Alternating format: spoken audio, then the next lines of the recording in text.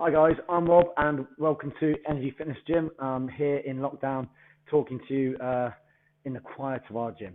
I'm going to talk to you a little bit about diet and nutrition today. It's going to be a whistle-stop tour and it's going to be quite brief, but hopefully it's going to arm you with some information, some facts and all the things that you need to know about diet and nutrition, and hopefully give you a good kickstart through this lockdown to manage the way you're eating and to achieve whatever goals you happen to have. Okay, so what's the aim of this talk? I'm going to explain what nutrition is. I'm going to show you what's in a good diet and what constitutes a good diet.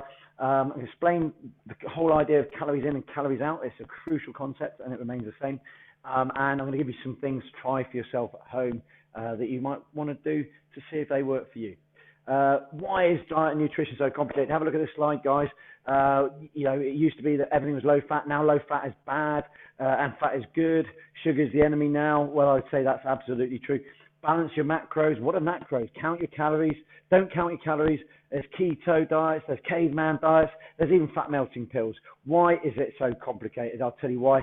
The diet and the fat loss industry is worth an estimated £200 billion every year. It goes up and up and up, and I bet you this year it's been smashed out the park because with the lockdown, 48% of us are putting on weight, and also we're bored if we're in lockdown, aren't we? So we start snacking more and things like that, and we start worrying about things more. And truthfully, obesity and being overweight is a serious issue, and it massively increases your prospects of getting the worst effects of COVID.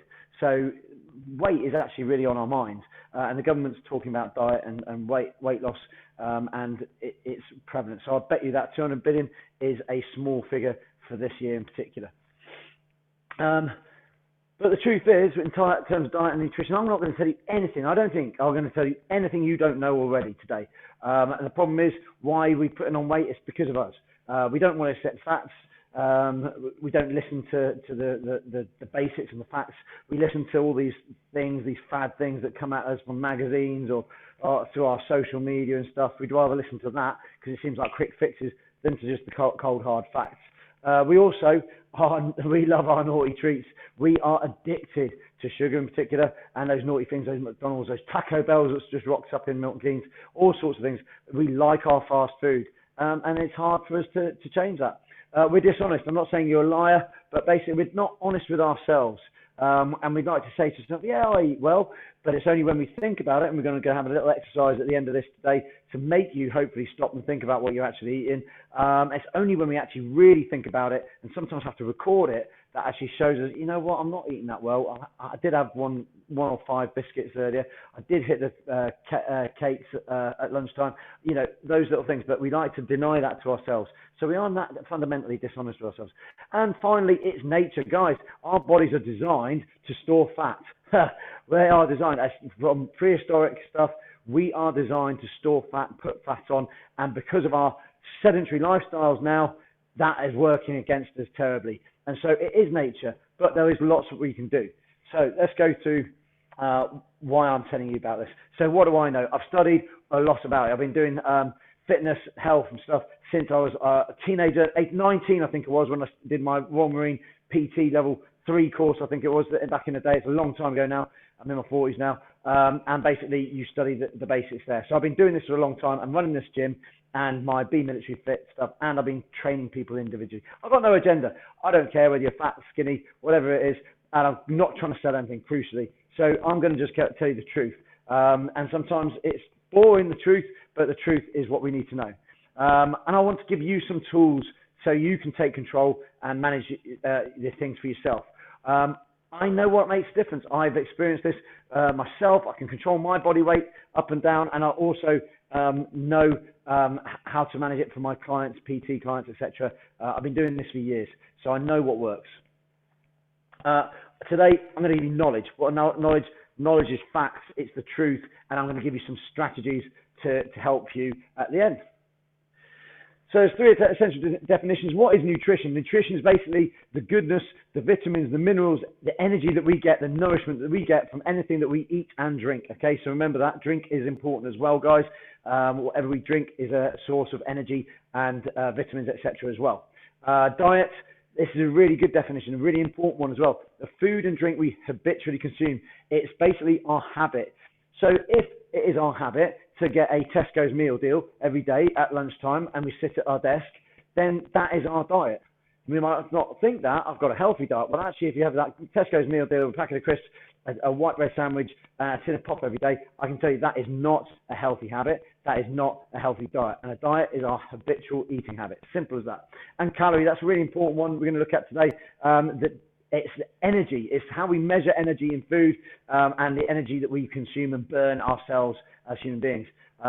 It basically is what's required to heat 1 gram of water by 1 degree. And all foodstuffs emit that energy, and our body uses that energy. So it's just a unit that has been used for a very long time to measure our energy. It's very important that we know and understand that as well. Some simple facts that are important to know. So macronutrients, this is what macros are. This is the 3 main types of nutrients we get from our food. All foods fall into these 3 things: proteins, fats and carbohydrates. And sometimes we think, fats are bad, proteins are good, carbohydrates, are they good or bad? Well, I'm going to talk about them each one at a time now. So proteins, great for growth. It's the important thing. It's a building block of our body. We need it for growth and repair. We also use it for energy too. And you only get 4 calories per gram of protein. So you can see on the screen here, sources of protein. I bet you broccoli surprises you, doesn't it? There's some dark green veg and things like that. Broccoli is a great source of protein. Eggs is actually the thing that we use as a measure of protein. It is the complete protein that scientists use. The egg is the complete protein. If you think about it, it's to create a baby bird. So it's pure protein that. And we get from cheese, fish, meat, pulses and beans, and even nuts, so things like cashew nuts and things like that. And you see there we got oats as well. So oats and barley and things like that give us protein as well. Protein is a massive building block of life, and so we find it in a wide source of foods. So this is why vegetarians can keep quite healthily be vegetarians, because there's lots of things you can source protein from. It's not just about meat. Carbohydrates. Carbohydrates is a really interesting subject. It's basically it's our body's primary source of energy. If we've eaten some, our body will turn to that first to burn for energy. It again only has 4 calories per gram that we have, but there are types of carbs. There's simple carbs, there's complex carbs, and there's empty carbs. Okay, so a complex carbohydrate is anything that takes time to break down in the body. That's the simple way of putting it, the most simple way of putting it. It takes time to break down in the body. So think whole grain breads, seeded breads, things like that, brown pasta and rice. It takes more time to break down. That's what makes it complex. And it releases its energy much more slowly than, let's say, white pasta, white bread, and the things like simple or empty carbs like sugar. Sugar just dissolves straight into our body. That is a carb. So all those chocolates and sweeties you're eating, that's carbs, but it's a simple and empty carbohydrate. What do I mean by empty? I mean it doesn't have any nutritional value. A banana will give you lots of energy to run with, run on for a nice long period of time, go for a run, have a banana. That's why tennis players eat them halfway through their game. Gives them that energy. We can get the same amount of energy in a handful or a small handful of Haribo, say. Three Haribo will give us the same amount of energy as a banana. But that banana will give us loads of nutrition, potassium. It breaks down more slowly. It releases energy more slowly. It's ideal. Those Haribo will dissolve straight into your body. That sugar hits you, and the body can't cope with that simple, empty carbohydrates. And it triggers our insulin to start working, and it starts a process where we start to store fat internally in particular. But it's that fat storage, because we can't burn that energy fast enough. And we're going to talk about the energy in, energy out balance later. But the truth is, simple carbs or empty carbs release their energy really, really quickly. Our body can't process it and use it, so our body starts storing it away, and it gets stored away as fat. So we need to use that energy as we use it. So complex carbs are the way ahead. Whole grains, swap out a normal potato for a sweet potato or something like that. This is all stuff you've heard, I'm sure, before, but that's what carbohydrates are. They're important to our body. It's what our body uses. Fats is no longer the enemy, yes. So hopefully you all know that. It came in the 80s, it was like low fat this, low fat that. But what we found is that a lot of these low fat cheeses and yogurts and stuff replace the fat in them, which is a flavor. It makes things taste great. It keeps things going for longer with things like sugars and stuff. So you often find low-fat foods are high in sugar to compensate, so for flavour, etc. So there is lots of healthy fat. Our body needs fats. It's amino acids. Basically, it gives you glossy hair and things like that. We need healthy fats. So you can see on the screen here, oils, fish, great source of healthy fats. Again, nuts, pulses, things like that. And also avocados there, seeds are there. There's a wide range of things that give us our fats. It's not just, again, about the stuff on the edge of your piece of meat, okay? The stuff on the edge of your piece of meat is a saturated fat. You want to trim that off, but you get lots of healthy, oily, good fats in things that we eat, and we shouldn't avoid it. It's really good for us. The reason why people think it's bad for us is because, look, it's 9 calories per gram. That's where that whole thing came from. If you have a high-fat diet, you're consuming more calories per gram than you are if you have a low-fat diet. But remember, be very careful with the labeling. Look at the labeling and see if they've swapped out the fat for sugars instead. Cool. So that's our 3 macronutrients. So healthy eating plate. This is a healthy eating plate. This is something, well, that's a snazzier version, but this is something we saw when we were at school as kids, and our kids today are taught at school in home economics or whatever it's called now. And it's what the NHS talks about and uses. It's what the World Health Organization uses. So we can see at the top there, carbohydrates, proteins and fats there as well. And you can see the healthy sources of all 3 of those. And you can see how much they should take up on your plate. But let's go to the thing that's biggest on the plate right now. It's our vegetables. Look at that. So we all know about our 5 a day. Hopefully we do.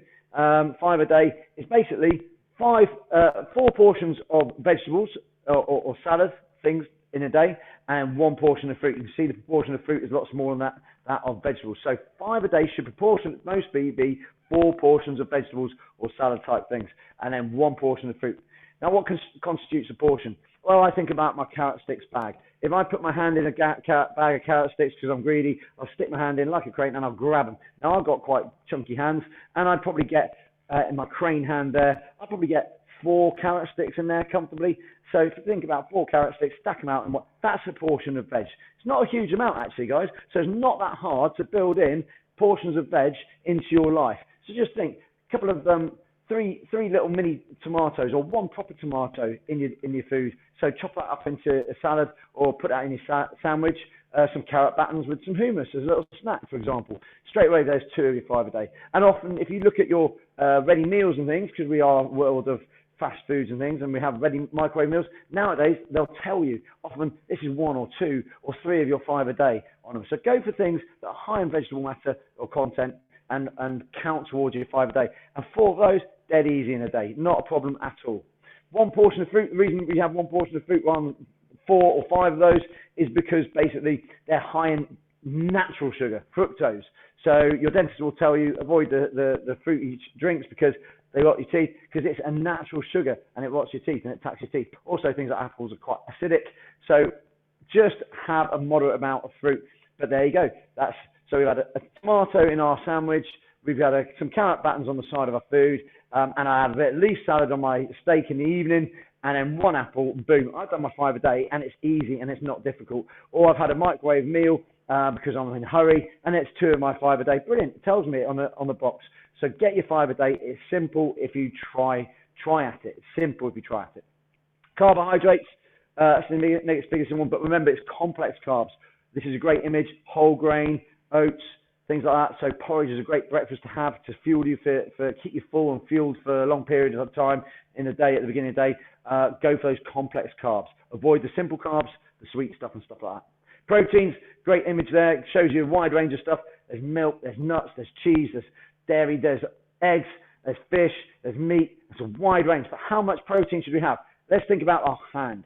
So look at the size of my palm. My palm is proportionate to me and me alone, okay? Some people have big hands because they're great big dudes.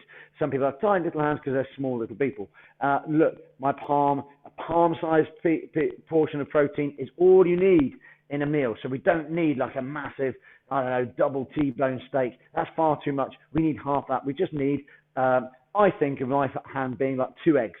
2 eggs would be enough. So if I have 2 poached eggs, that is enough protein for me for a meal in a day.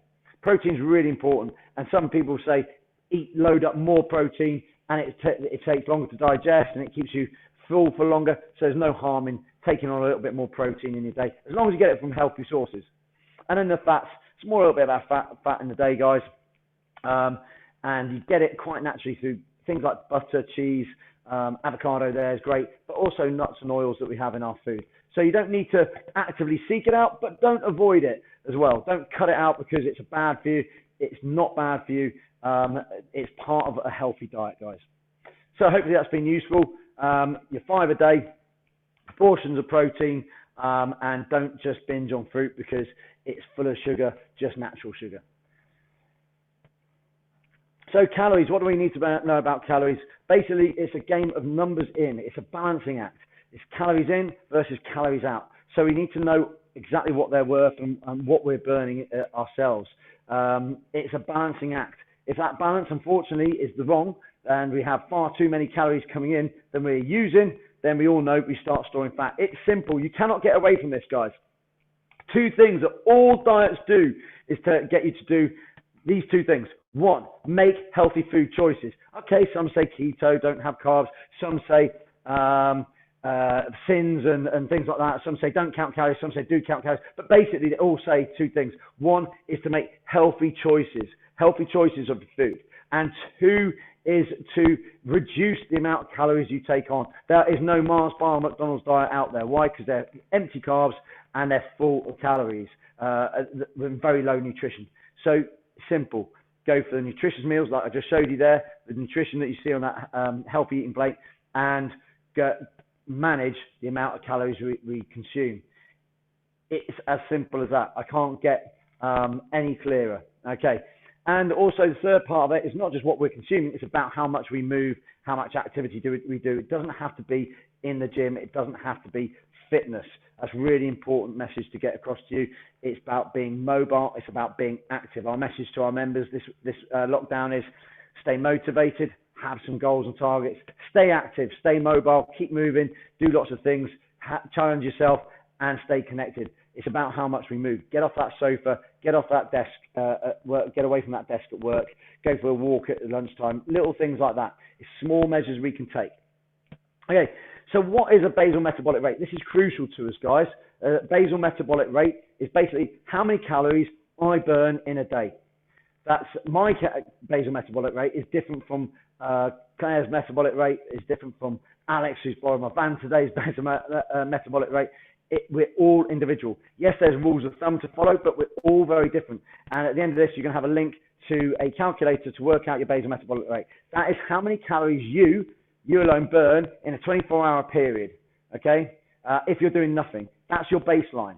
You must remember that. Then no diet should ever take you below your baseline. It's not healthy to sustain eating for very, very low calorie diets because our body starts metabolizing itself by its own muscle mass and stuff like that. So and it will feel tired and drained, and it's very hard to sustain. And then we bounce off, and then we binge, and then we eat loads of rubbish things, and we're in that horrible cycle of boom and bust. So remember, we must eat more than what our basal metabolic rate is, amount of calories. That's our baseline for a 24-hour period. Then we need to think about how much activity we do. It's called non-exercise attributed thermogenesis, or NEAT. Basically, it's what we do.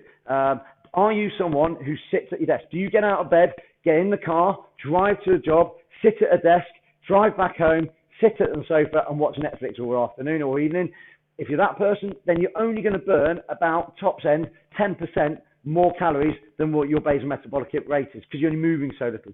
Or are you someone who gets on the bike to work or walks the kids to school, at lunchtime goes for a walk around, or in these times now we're locked down, I'm going for walks with people or doing activities with people? Are we that sort of person? In which case, if you're an active person, or maybe you're a school teacher and you're on your feet all day walking about, you can add a good 20% onto your basal metabolic rate as your calorie burn, just naturally, without even thinking about it. And then thirdly, there's our exercise. How much exercise we do does influence how many calories you burn, but maybe not as much as you might think. So for example, in a hard 30-minute HIIT session, I'm quite a chunky guy and I'll burn about 400 calories. I know that's a good hard workout. I've been working super hard and I'll burn about 400 calories. Someone who's smaller, lighter, a young lady might burn only 200 to 250 calories in that same workout, working just as hard. Because she's lighter frame, she's going to burn less calories than me. So it's just physiology. So if we're bigger, chunkier, heavier, got more muscle mass, we'll burn more calories. If we're lighter, leaner, skinnier frame, smaller, we'll burn less calories per minute. Okay, so we need to understand how many calories we're burning. And in our gym, we have two things that help us with that. We've got the body tracks machine, which scans us exactly, tells us what our basal metabolic rate is. It's really, really useful. And also fat mass, muscle mass, and things like that. It's really, really useful to give us guide as to what we should be doing. We should know exactly, are we an active person or an inactive person, because that very much influences what we do. And taking incidental exercise, guys, like walking the kids to school or walking to the corner shop rather than taking the car, even though it's only 2 minutes around the corner. Little things like that build into your lifestyle, and it's like taking little small steps, little changes like that will make a big difference. And then, of course, being active and exercising. We can very accurately measure our calorie burn. In our gym, we use MyZone belts, which are brilliant, keeping us motivated, making sure we're doing the right amount of exercise each month, and we can very accurately see how many calories we're burning at any one time. So those three things are really useful to know, guys. So I'm going to give you three things to do, guys. There's going to be a link to calculate your basal metabolic rate, guys. Calculate that. And then what I want you to do is write a food diary. Record what you're actually eating, guys, because like I said earlier, we can trick ourselves and think, yeah, I'm eating fine. And we ignore the 2 tins of Coke that we had in the morning, and then the biscuits that someone brought round to us in the afternoon at our desk. And then there was someone's cat's birthday, so there's a slice of cake available. If we record what we're actually eating and record everything, eating and drinking, guys, because remember, tin of fizzy pop is very calorific, and it ain't good for us. And also alcohol, there's some big calories in that. If we record everything that we consume, that will show us exactly how well we're eating. So you can see, are you achieving your 5 a day? You can see, and if you use a calorie counter, there's loads of apps available, then you can actually work out how many calories you're consuming, and then you can measure it against how many calories that your body is burning, and your activity levels and whether you do exercise or not as well. So that's a really useful tool. That recording that food diary will help you understand where you are and what you're really doing. So guys, small changes. Don't try and rewrite the book in one go. Make small adaptations each week. Let's aim for, let's make sure this week I'm going to get my 5 a day every day. Just 4 bits of vegetable or salad and my 1 piece of fruit. That's a simple thing that you can take on this week and try for that. This week, we're going to measure and actually look at and record everything that I'm eating and drinking. And that will be a great way of showing you where you're going wrong, because when it's written down, you'll see it. And count those calories. It is simply in and out, guys. Guys, do what's right for you. Try the things that you want to try. There's loads of different systems and diets out there. Find what you want that works for you. But try these things, bit of fun, and see where you're at. If you want more help, obviously, come to us in our gym. I hope this has been useful, and I hope to see you later on through the month with our challenges and stuff. Cheers, guys.